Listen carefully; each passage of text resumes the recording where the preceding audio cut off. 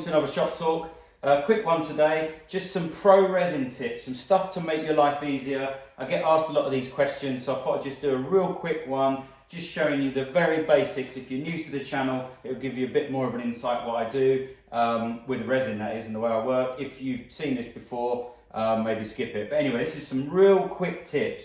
First tip, polypropylene and a hot glue gun.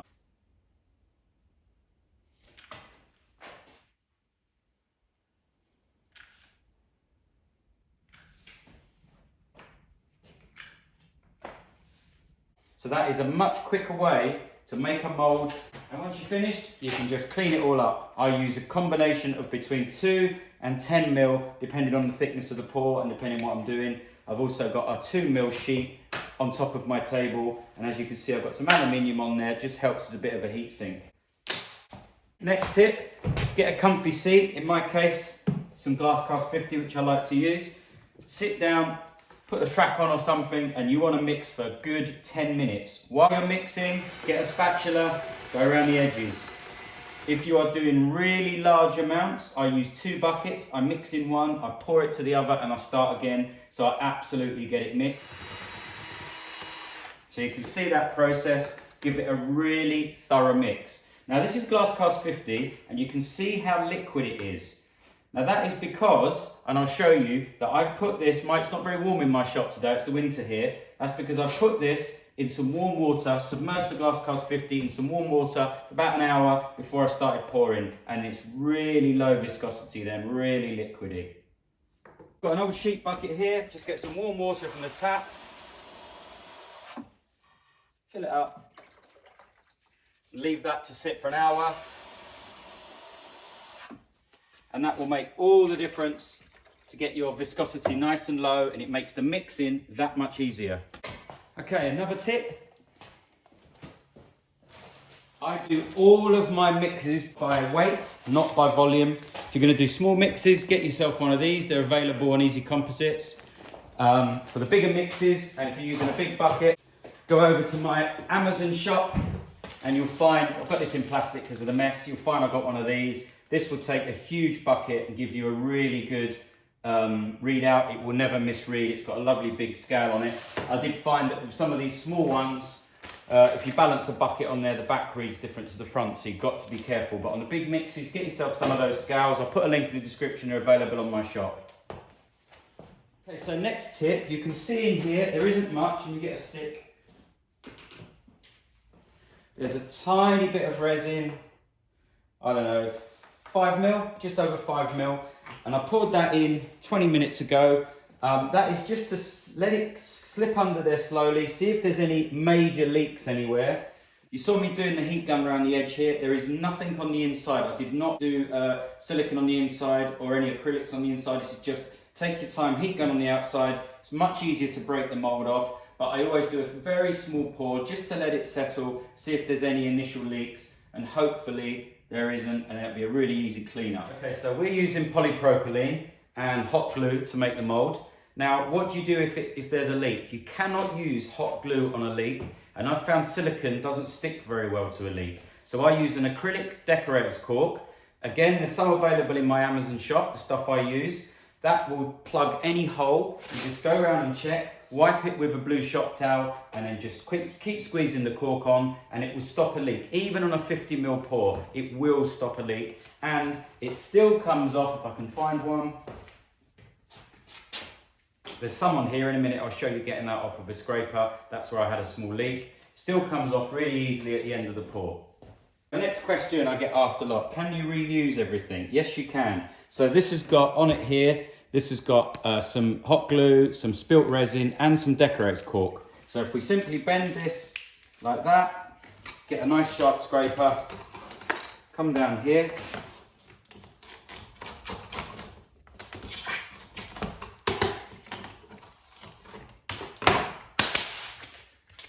and that's your polypropylene virtually ready for a pour. You can give it a wipe with some acetone if you really want to clean it up, because you want to see if you're using a clear resin and you want to see every little speck. You just give it a wipe with acetone. This can be binned, this can be reused.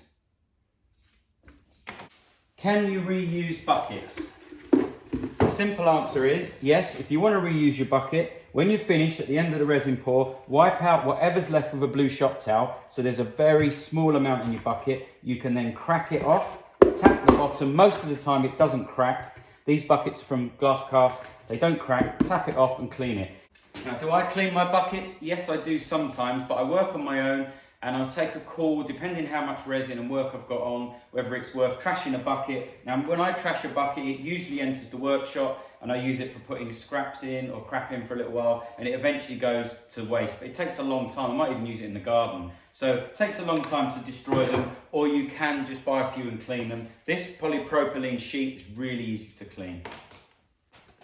Now, you may have seen me using a degassing chamber, which is a pressurized chamber. You build up the pressure, it releases the gases from the resin, and then you vent it out here and it removes the gases. Now, not everyone can afford one of these, and actually with GlassCast, in the right conditions, you don't even need one of these, to be perfectly honest. There is another trick how to do it, and if you see down here, I've left that standing in that bucket for about 5 minutes, and you can see all the bubbles have started to pop, and it started to rise to the top. So just by leaving it in the bucket, depending on the temperature of your room, that will actually get rid of loads of bubbles for you and give you a much clearer pour in the beginning, so you can get a better idea of the color and the pigment. There's nothing wrong with having some bubbles in the resin when you pour it. It's just the more bubbles there are, the harder it is to see the color.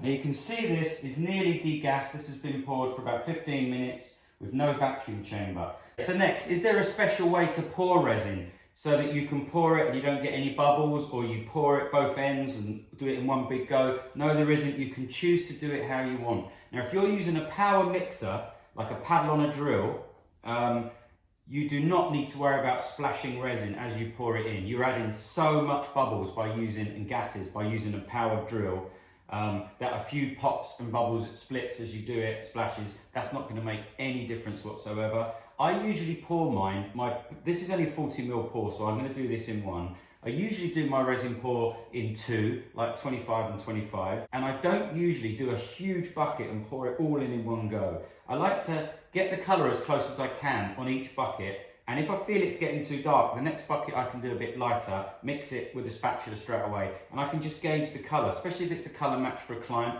or if it's something I'm doing for stock. This is for a trade show coming up, then I can play around with the colour as I'm pouring it and get it just how I want it.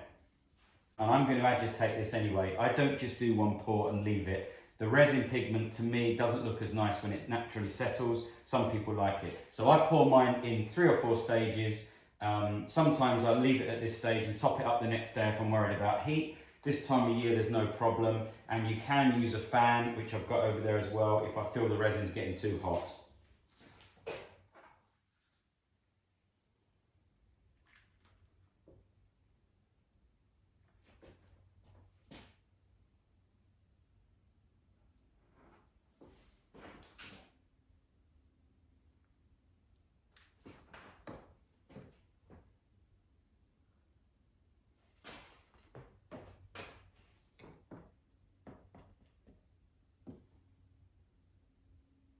Another quick question is about the overpour. Now, if you've got a CNC machine or a nice big router sled, or you just want to save time filling holes, it is a good idea to pour resin over the whole thing completely. That will also get rid of any little air bubbles which form right on the join here. You can see them here. These will go by tomorrow if this has just been poured, but that will assure that any of the bubbles are above the surface of your join. If you're saving time, and you just want to be sure, you just flood the whole table, and then just machine it off however you do, with a sander, with a router sled, or CNC if you've got access to it. But there's no real right or wrong way. Sometimes I pour it all over, it uses more resin, and sometimes I just go in and fill, like there's a crack here. You can just do a spot fill,